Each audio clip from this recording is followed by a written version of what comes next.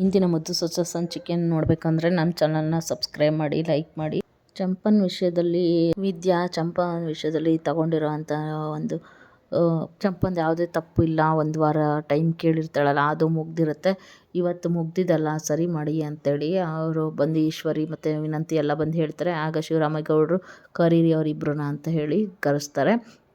ಬಂದಾಗ ವಿದ್ಯಂಗೆ ಕೇಳ್ತಾರೆ, ವಿದ್ಯಾ ಏನಾಯಿತು, ಟೈಮ್ ಇವತ್ತಿಗೆ ಮುಗ್ದೋಯ್ತಲ್ಲ ಅಂತ ಕೇಳ್ತಾರೆ. ಏನಾಯಿತು, ಸಾಕ್ಷಿ ಎಲ್ಲ ಸಿಕ್ತಾ ಅಂತ ಕೇಳಿದಾಗ, ಇಲ್ಲ ಮಾವ ಸಿಕ್ಕಿಲ್ಲ, ಆದರೆ ನನಗೆ ಇದನ್ನು ಏನು ಅಂತೇಳಿ ನಿರೂಪಿಸೋಕ್ಕಾಗಲಿಲ್ಲ, ಸಾಕ್ಷಿ ಸಿಕ್ಕಿಲ್ಲ ಅಂತ ಹೇಳ್ತಾರೆ. ಆಗ ಈಶ್ವರಿಗೆ ಮತ್ತು ಸುಭಾಷ್ಗೆ ತುಂಬ ಖುಷಿಯಾಗುತ್ತೆ.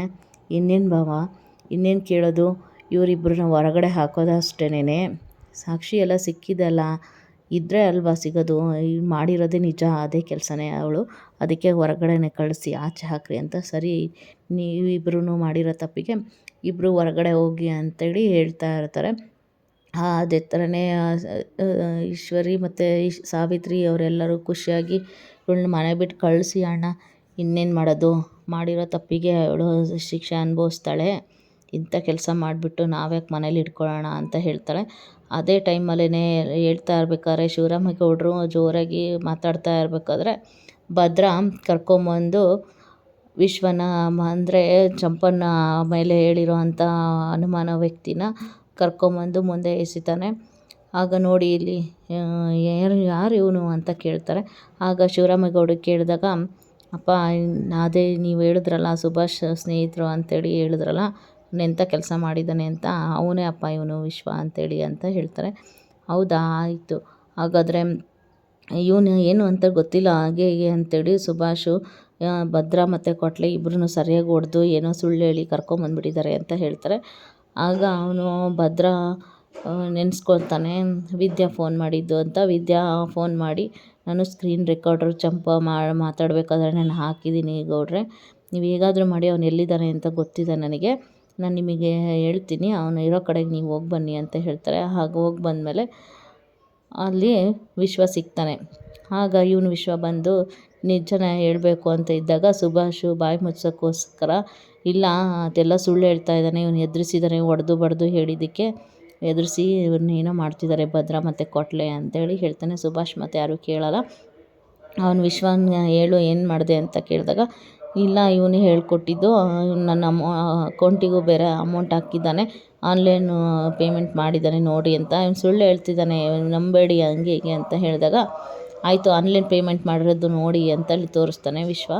ಆಗ ತೋರಿಸಿದ ತಕ್ಷಣ ಗೋವಿಂದ ನೋಡು ಅಂತೇಳಿ ಶಿವರಾಮೇಗೌಡರು ಹೇಳಿದ ತಕ್ಷಣ ಆಗ ಗೋವಿಂದ ನೋಡಿ, ಹೌದಣ್ಣ ನಿಜ, ಅಕೌಂಟಿಗೆ ಅಮೌಂಟು ಟ್ರಾನ್ಸ್ಫರ್ ಆಗಿದೆ ಅಂತ ಹೇಳ್ತಾನೆ. ಸುಭಾಷ್, ಇಲ್ಲ ದೊಡ್ಡಪ್ಪ, ನಾನು ಯಾವುದೇ ರೀತಿ ತಪ್ಪು ಮಾಡಿಲ್ಲ, ಅವನೆಲ್ಲ ಸುಳ್ಳು ಹೇಳ್ತಿದ್ದಾನೆ ಅಂತ ನೋಡಿ ಅವನೇ ಹೇಳಿ ಇದೆಲ್ಲ ಮೆಸೇಜ್ ಮಾಡೋಕ್ಕೆಲ್ಲ ಹೇಳಿ ಮಾಡಿದ್ದಲ್ಲ ಅವನೇ, ಇವನು ಅಲ್ಲಿದ್ದ ಅಂತೇಳಿ, ಇವನು ಇಷ್ಟು ದಿವಸ ಎಲ್ಲೂ ಕಾಣದೇ ಇರಬಾರ್ದು ಅಂತೇಳಿ ದುಡ್ಡು ಕೊಡ್ತೀನಿ ಅಂತೇಳಿ ನಂಬಿಸಿ ಅವನನ್ನು ಬೇರೆ ಕಡೆ ಬಚ್ಚಿಟ್ಕೊಂಡಿದ್ದ ಅಂತೇಳಿ ಭದ್ರ ಹೇಳ್ತಾನೆ. ಹೌದಾ, ಈ ಥರ ಎಲ್ಲ ಕೆಲಸ ಮಾಡಿದ್ದಾನ ಇವನು ಅಂತ ಹೇಳ್ತಾನೆ. ನಿನ್ನ ಹಿಂಗೆ ಮಾಡಿದ್ರೆ ಸರಿ ಆಗೋಲ್ಲ ನೋಡು ಅಂತೇಳಿ ಹೇಳ್ತಾನೆ. ಓ ಆಯಿತು, ಚಂಪದೇನು ತಪ್ಪಿಲ್ಲ, ಆ ಹುಡುಗಿ ನನಗೆ ಮೊದಲೇ ಗೊತ್ತಿತ್ತು, ಆ ಹುಡುಗಿ ಯಾವ ಥರ ಏನು ಅಂತೇಳಿ, ನನಗೆ ಚಂಪನ ಚಿಕ್ಕ ವಯಸ್ಸಿಂದನೂ ನೋಡಿದ್ದೀನಿ, ಈ ಥರ ಎಲ್ಲ ಮಾಡಲ್ಲ ಆ ಹುಡುಗಿ, ಆದರೆ ಸಾಕ್ಷಿ ಇಲ್ಲದೆ ಇರೋದ್ರಿಂದ ನಾನು ನಂಬೋಕ್ಕಾಗಲಿಲ್ಲ ಅಷ್ಟೇ ಅಂತೇಳಿ ಹೇಳ್ತಾನೆ. ಶಿವರಾಮೇಗೌಡ ಹೇಳಿದ್ದಕ್ಕೆ ಅವಳು ಚಂಪಂಗೂ ತುಂಬಾ ಖುಷಿಯಾಗುತ್ತೆ, ಎಲ್ಲರೂ ನನ್ನ ಮೇಲೆ ನಂಬಿಕೆ ಇಟ್ಟಿದ್ದಾರಲ್ಲ ಅಂತೇಳಿ. ಇದು ಎಲ್ಲ ವಿಶ್ವ ಒಪ್ಕೊಂಡ ತಕ್ಷಣ ಮನೇಲಿ ವಿದ್ಯಂಗೆ ಮತ್ತು ಎಲ್ಲರಿಗೂ ತುಂಬ ಖುಷಿಯಾಗುತ್ತೆ. ಏನಾದರೂ ಮಾಡಿ ಈಗ ವಿಶ್ವ ಇನ್ನೆಲ್ಲ ನಿಜ ಹೇಳ್ದಲ್ಲ ಅಂತೇಳಿ. ಗೋವಿಂದ ಬಂದು ಮಗನಿಗೆ ಸುಭಾಷ್ಗೆ ಹೊಡಿತಾ ಇರಬೇಕಾದ್ರೆ, ಯಾಕೆ ಈ ಥರ ಮಾಡ್ತಾಯಿದ್ದೀರಾ, ನಿಲ್ಲಿಸ್ರಿ, ಹೊಡಿತೀರಲ್ಲ, ಏನು ಮಾಡಬೇಕು ಅಂತಿದ್ದೀರಾ ನನ್ನ ಮಗನ ಅಂತೇಳಿ ಈಶ್ವರಿ ಹೇಳ್ತಾರೆ. ಈ ಥರ ಮಾಡಿರೋದು ನಿನ್ನಿಂದನೇ, ಮಗನ ಸರಿಯಾಗಿ ಬೆಳೆಸಿಲ್ಲ ನೀನು, ನಿನ್ನಿಂದನೇ ಈ ಥರ ಆಗ್ತಿರೋದು, ನೀನು ಸರಿಯಾಗಿದ್ದಿದ್ರೆ ಯಾಕೆ ಈ ಥರ ಆಗ್ತಿತ್ತು ಅಂತೇಳಿ ಗೋವಿಂದ ಬಂದು ಈಶ್ವರಿಗೆ ಬುದ್ಧಿ ಹೇಳ್ತಾನೆ. ಮೊದಲು ನಿನಗೆ ಹೊಡಿಬೇಕು ಅಷ್ಟೇ, ನೀನು ಈ ಥರ ಮಾಡಿದ್ಯಾ ಅಂತ ಅನ್ಕಡೆ ಇಲ್ಲ ನಾನು ಅಂತೇಳಿ ಬೈತಾನೆ. ನಿಲ್ಲಿಸ್ರಿ ಸಾಕು ಅಂತೇಳಿ ಜೋರು ಮಾಡ್ತಾಳೆ. ಚಂಪ ಹತ್ಕೊತ ಅವನಿಗೆ ಇದು ಕಾಲಿಗೆ ಬಿದ್ದು ಶಿವರಾಮೇಗೌಡರಿಗೆ ಮಾವಯ್ಯ ಅಂತೇಳಿ ಹತ್ಕೊತಾ ಇರ್ತಾಳೆ. ಆಗ ಶಿವರಾಮೇಗೌಡರು ತನ್ನ ಹೆಂಡ್ತಿಗೆ ಹೇಳಿ ಕರ್ಕೊಂಡೋಗು ಚಂಪನ ಒಳಗಡೆ ಅಂತ ಹೇಳ್ತಾರೆ. ಈ ಕಡೆ ವಿಶ್ವನ ಬೆದರಿಕೆ ಹಾಕಿ ಭದ್ರೇಗೌಡರು ಮತ್ತು ಕೊಟ್ಲೆ ಇಬ್ಬರನ್ನು ಎದುರಿಸಿ ನೀನು ಇನ್ಮೇಲೆ ಯಾರಿಗೂ ಯಾವ ವಿಷಯದಲ್ಲೂ ಈ ಥರ ಕೆಟ್ಟ ಕೆಲಸ ಮಾಡೋಕ್ಕೆ ಹೋಗಬೇಡ, ಹೋಗ್ತೀಯ ಇಲ್ಲ ನೀನು ಅಂತೇಳಿ ಅವನನ್ನು ಅಲ್ಲಿಂದ ಕಳಿಸ್ತಾರೆ. ಈ ಕಡೆ ಗೋವಿಂದ ಮತ್ತು ಭದ್ರ ಮತ್ತು ಇವರು ಶಿವರಾಮೇಗೌಡರು ಎಲ್ಲರೂ ಮಾತಾಡಿಕೊಂಡು, ಸರಿ ನೀನು ಈ ಥರ ಮಾಡಿದ್ರೆ ಸರಿಯಾಗಲ್ಲ, ಈಗ ಮನೆಯಿಂದ ಹೊರಗೆ ಹಾಕಿಡಿ ಅಷ್ಟೇ ನಿನಗೆ, ಇಲ್ಲ ಅಂದರೆ ಹೊರಗಡೆಯಿಂದನೂ ಸಹಿತ ಈ ಬೇರೆ ಕಡೆ ಹಾಕಬೇಕಾಗತ್ತೆ. ನೀನು ಹೆಂಡ್ತಿ ಜೊತೆ ಸಂಸಾರ ಮಾಡ್ಕೊಂಡು ನೆಟ್ಟಿಗಿದ್ರೆ ಸರಿ, ಇಲ್ಲ ಅಂತೇಳಿದ್ರೆ ನೋಡು ಏನಾಗುತ್ತೆ ಅಂತೇಳಿ ಅರ್ಥ ಮಾಡ್ಕೊ, ಇಲ್ಲ ಅಂದರೆ ನೀನು ನಮ್ಮ ಮನೇಲಿ ಕುಡಿದು ಹಾಗೆ ಮಾಡಿಬಿಡ್ತೀನಿ, ನೀನು ಮಾಡಿರೋ ತಪ್ಪಿಗೆ ಇಷ್ಟೆಲ್ಲ ಮಾಡ್ತಾಯಿದ್ದೀಯಾ ಅಂತೇಳಿ ಶಿವರಾಮೇಗೌಡರು ಹೇಳ್ತಾರೆ. ಆಗ ಅವರೆಲ್ಲ ಹೋಗ್ತಾರೆ. ವಿದ್ಯಾ ಅಂತೇಳಿ ಕರೆದು ಶಿವರಾಮೇಗೌಡರು, ವಿದ್ಯಾ ನೀನು ಒಳ್ಳೆ ನಿನ್ನ ಜಾಣತನದಿಂದ ನಮ್ಮ ಕಣ್ಣು ತೆರೆಸ್ದಮ್ಮ, ಒಂದು ಹೆಣ್ಣಿಗಾಗುವಂಥ ಅನ್ಯಾಯನ ತಪ್ಪಿಸಿದ್ಯಾ, ನಿನ್ನಂಥ ಸೊಸೆನೇ ಎಲ್ಲರಿಗೂ ಸಿಗಬೇಕು, ನೀನು ಒಳ್ಳೆ ಥರನೇ ಯೋಚನೆ ಮಾಡಿದ್ಯಾ ಅಂಥೇಳಿ ಹೇಳ್ತಾರೆ. ಆಗ ವಿದ್ಯಾ ತುಂಬ ಖುಷಿಯಾಗಿರ್ತಾಳೆ. ಇದರಿಂದ ಶಿವರಾಮೇಗೌಡರಿಗೆ ಒಂಥರ, ನಾನು ತಪ್ಪು ಮಾಡಿಬಿಟ್ಟೆ, ನಾನು ಅವತ್ತು ನಂಬಿದ್ದು ತಪ್ಪಾಯಿತು, ಸಾಕ್ಷಿ ಆ ಥರ ಇತ್ತು ಅಂತ ಹೇಳ್ತಾರೆ. ಅಲ್ಲಿಂದ ಎಲ್ಲರೂ ಹೋಗ್ತಾರೆ.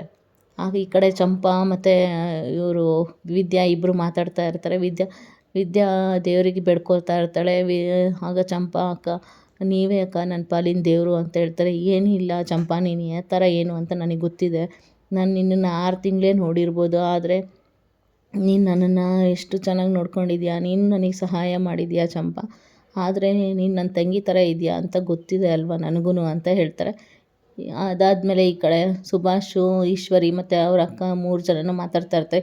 ಏನು ನೀನು ಇಂಥ ಕೆಲಸ ಮಾಡಿದ್ಯಾ, ನಿನಗೆ ಹೊಡಿಯೋಕ್ಕೂ ನಿನಗೆ ಆ ತಿಪ್ಪೆ ಜೊತೆ ಸಂಸಾರ ಮಾಡ್ಕೊಂಡಿರಬೇಕು, ಅದೇ ಗತಿ ಅನಿಸುತ್ತೆ, ನೀನು ಯಾವತ್ತೂ ಬದಲಾಗಲ್ಲ ಕಣೋ, ನಿನ್ನಿಂದ ನನ್ನ ಮರ್ಯಾದೆ ಆಯಿತು, ನಾನು ಆ 3 ಅಡಿಯಿಂದ ನಾನು ತಲೆ ತಗ್ಸೋ ಹಾಗಾಯಿತು, ನಿನಗೆ ಹೆಂಗೆ ಹೊಡಿಬೇಕು ಅಂತಲೇ ಗೊತ್ತಾಗ್ತಾ ಇರೋ ಕಣೋ, ನಿನಗೆ ನಾನೇ ಹೊಡ್ಕೋಬೇಕು ಅಷ್ಟೇ, ನಿನ್ನಿಂದ ನನಗೆ ಅಷ್ಟು ಬೇಜಾರಾಗ್ಬಿಟ್ಟಿದೆ, ನನಗೆ ಹೋಗೋ ಇಲ್ಲಿಂದ, ನೀನು ಇಲ್ಲಿ ನನ್ನ ಕಣ್ಣು ಮುಂದೆ ನೋಡಿದ್ರೆ ನನಗೆ ಆಗ್ತಾಯಿಲ್ಲ, ಅಷ್ಟು ಸಿಟ್ಟು ಬರ್ತಾಯಿದೆ, ನೀನು ಇಲ್ಲಿಂದ ಹೋಗು ಅಷ್ಟೇ, ಹೋಗು, ಅವಳ ಜೊತೆನೇ ಇದ್ದು ಮನೆಯಿಂದ ಹೊರಗಡೆನೇ ಬಿದ್ದಿರು ನೀನು, ಅದಕ್ಕೆ ಈಶ್ವರಿ ಸುಭಾಷ್ನ ಬೈದು ಹೋಗು ಅಂದ ತಕ್ಷಣ ಸುಭಾಷ್ ಅಲ್ಲಿಂದ ಹೋಗ್ತಾನೆ. ನೋಡಿ ಹೇಗೆ ಹೋಗ್ತಾ ಇದ್ದಾನೆ ಅಂತೇಳಿ ಈಶ್ವರಿ ಅವ್ರ ಮಗಳಿಗೆ ಹೇಳ್ತಾನೆ. ಇದು ಇವತ್ತಿನ ಸಂಚಿಕೆ.